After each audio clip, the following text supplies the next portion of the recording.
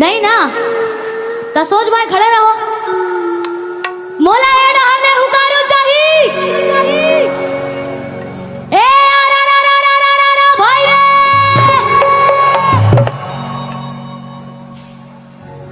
I don't like this type से कमती कमती हुकारू, ठीक है?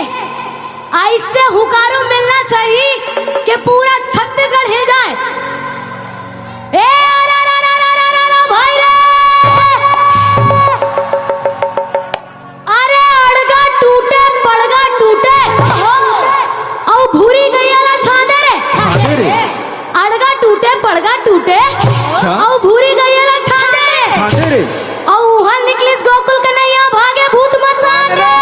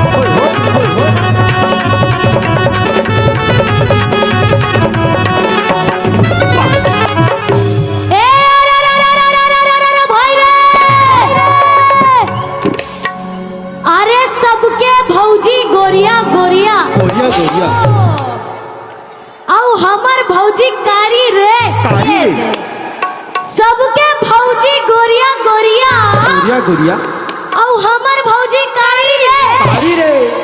सब जन चलाए सैमसंग रेडमी, हमर मोबाइल सरकारी रे।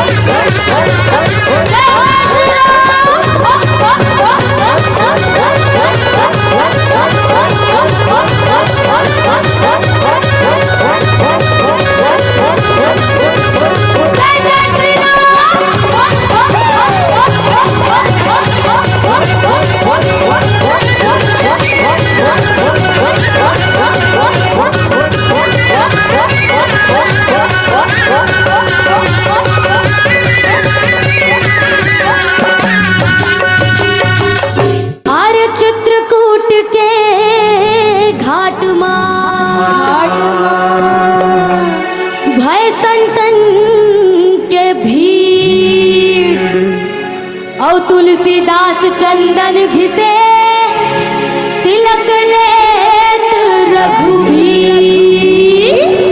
बोल सियावर रामचंद्र की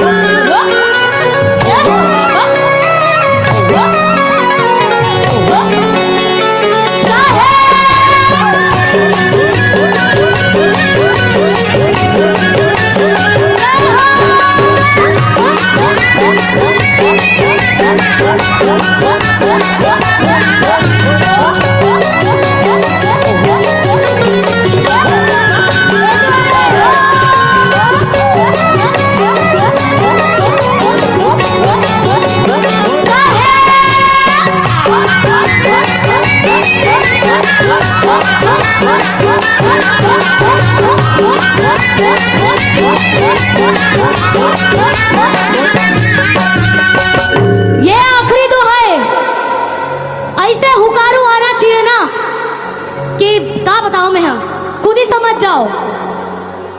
ये